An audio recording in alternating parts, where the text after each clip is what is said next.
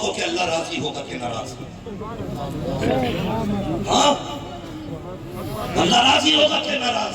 मुझे एक बात बताइए, निकाह क्या है? निकाह क्या है? बोलो, निकाह क्या है? सुन्नत है। सुन्नत यानी कि इबादत है। एक इबादत में कितनी नहुसतें घुसड़ दी हमें। एक इबादत में लड़के वाले भी कम नहीं है और लड़की वाले भी कुछ कम नहीं। जब पहले बेटियां रुखसत होती थी ना, तो घर में 3 दिन पहले खाना पकना बंद हो जाता था कि हाय बेटी जुदा होने वाली। आज हमारी कौम की बेगैरती का आलम यह है, सुबह बेटी घर से जाने वाली है, रात भर डीजे बजता है। और ये उलमा अगर कहते मत करो, और खाली नाचते नहीं है, बेटियों को नचाया जाता है।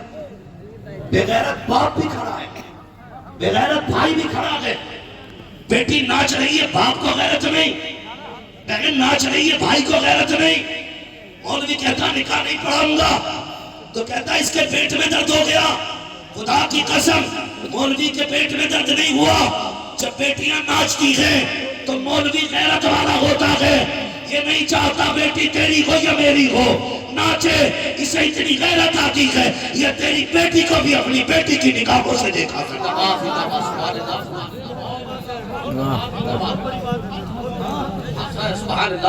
नहीं चाहता किसी की बेटी नाचे।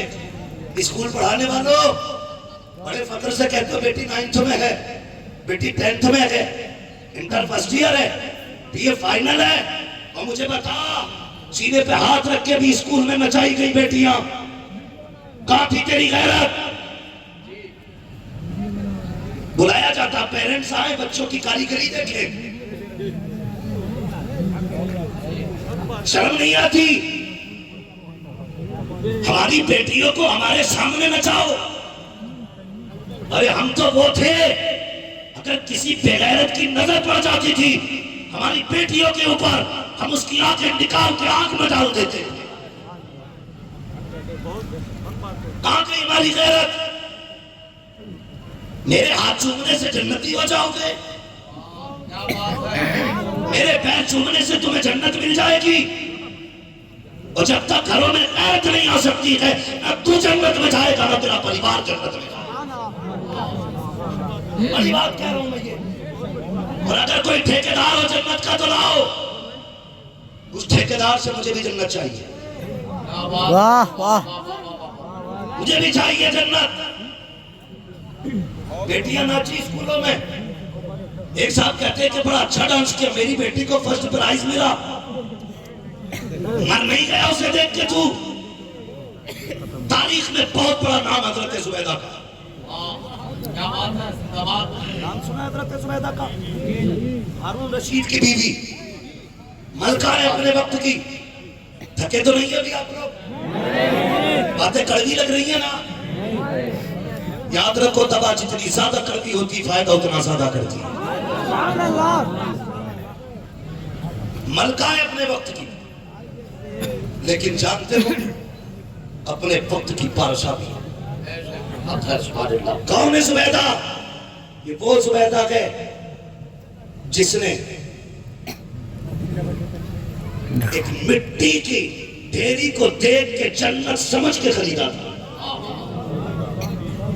और कहा था बहलूल क्या है? कहा जन्नत। कहा बेचोगे? कहा हाँ। कितने की? 1 दिरहम। फरमाया दे दो। बहलूल ने दे दी जन्नत।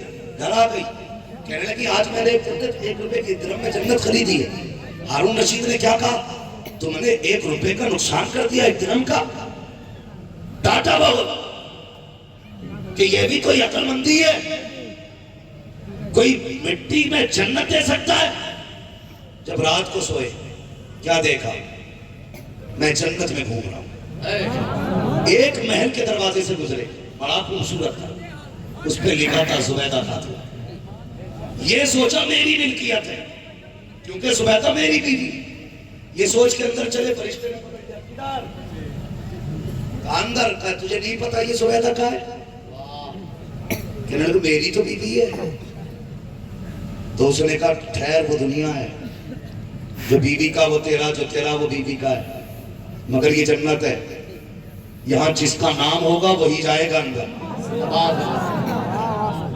बहुत गौर से सुन, जिसका नाम होगा वही जाएगा जन्नत। अब बात याद आ गई तो कह जाऊं, जो ठेके लिए बैठे 7 पुश्तों के ऊपर के, मैं उसकी नस्ल से, मैं उसकी नस्ल से, न चेहरों पे दाढ़ियां न लिबास इस्लामी। याद रख, जन्नत तेरे बाप की मिल्कियत नहीं है। वाह वाह, बहुत जन्नत उसे मिलेगी जिसका लिबास भी मुस्तफा वाला होगा, किरदार भी मुस्तफा। वाह वाह वाह वाह, जिंदाबाद जिंदाबाद। बहुत अच्छा। वाह, याद रखना, मैं कह गया बात। और आगे बढ़े, दौड़ के आए, वापस आ गए, फिर तलाश किया, मिल गए बहनों। जन्नत बेचोगे? कहा हाँ। कहा कितने की? पूरी सल्तनत। कहने लगे उसे तो 1 दिरहम में दे दी, मेरी एक जन्नत की कीमत पूरी सल्तनत। तो बहलून ने मुस्कुरा के कहा, उसने बिन देख के खरीदी थी, तू देख के खरीदने आया। वाह वाह, उसने बिन देख के खरीदी थी, तू देख के खरीदने आया। मैं चलने लगा हूं अपने मौजू की तरफ। मोहब्बत बहुत थी मियां बीवी में, और मियां बीवी थे बेतकल्लुफ भी रहा करते थे। ये तारीख का वक्त पलटा, बेतकल्लुफ भी रहा करते थे, शोहर थे तो कभी दुपट्टा भी उतर जाता था।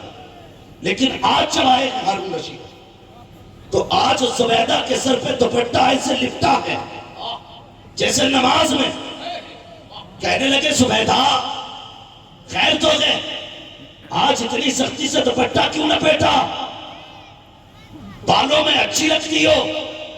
शोहर से कह बैठे, सुलेखा की आंख में आंसू आ गए। कहने लगी सरताज मैंने सारे बाल मुड़ा दिए हैं, इसलिए मैंने सर पे दुपट्टा बांध रखा है कि मेरे सर पे बाल नहीं है। इतना सुंदर था, पसीना आ गया हारून रशीद को।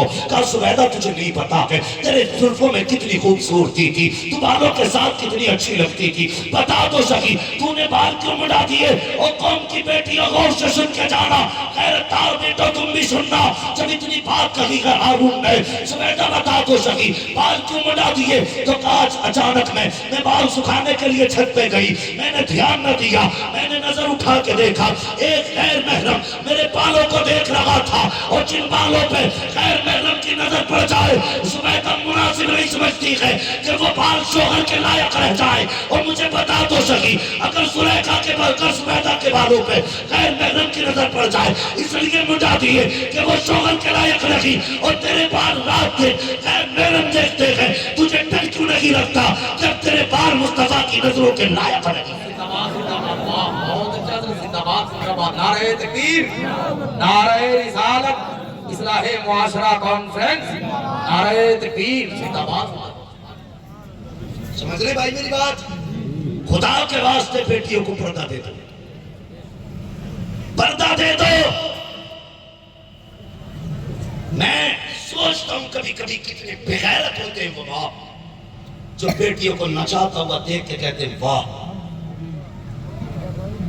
हाँ? वाह, ये वाहवाही देते हो। कल यही बेटी जब तुम्हारे मुंह पे कालिक पोत के जाएगी, फिर तुम भागोगे चुपके से, तावीज दे रात गई ये सुबह तक आ जाए। याद रखना, तेरी 22 साल की गलती पे 22 मिनट का तावीज पर्दा नहीं डाल सकता।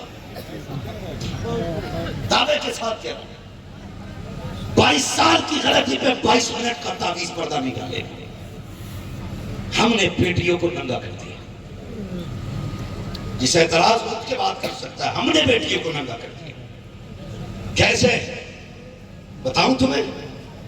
बचपन में सैयदा ज़ैनब का दुपट्टा सरक गया था, फातिमा ज़हरा की शहजादी का दुपट्टा सरका। हजरत फातिमा ने कहा था खबरदार ज़ैनब, कभी तेरे बालों की सियाही पे सूरज की भी नजर नहीं पड़नी चाहिए। तो उस बेटी के भाइयों ने नेज़े पे कुरान पढ़ के सुना। वाह वाह, हमें सिर्फ जो है ना हलीम याद है, बिरयानी सर्दे याद है। वो भाई ये सर्दे बाद में आए हैं, खून पहले बहा है, खून पहले बहा गए। गलत नहीं कह रहा हूं मैं। जिंदाबाद। आज बर्थडे तो चल रहे ना सब में, जमा के चल रहे बर्थडे। अब तो मुसलमान भी केक ही काट रहे हैं।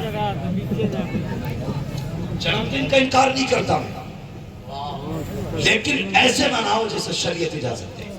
वाह वाह केक काटना ईसाइयों का तरीका है, और अपने जन्मदिन की खुशी में कुरान पढ़ना ये अल्लाह वालों का तरीका है। पैदाइश के दिन रोजा रखना ये मुस्तफा का तरीका है।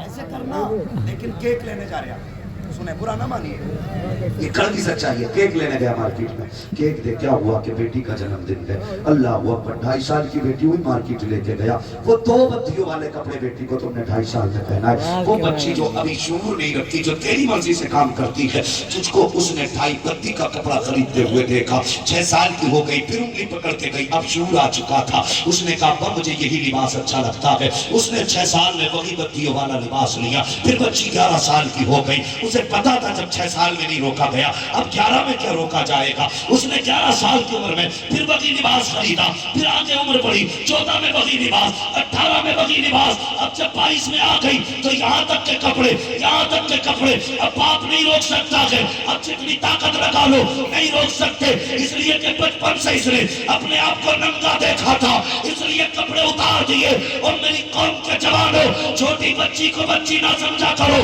उसे भी पूरा लिबास पहनाओ, ताकि जब वो संभाले उसे पता चले मैं नचनिया की औलाद रखी, मैं कली से फातिमा ज़हरा बन के दुनिया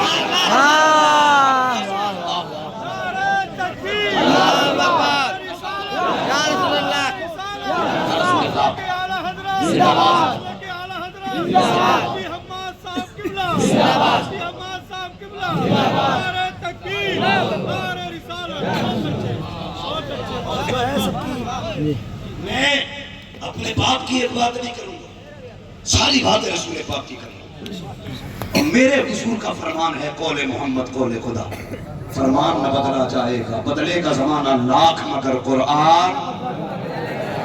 मेरे बच्चों जवानों, ये बात इसलिए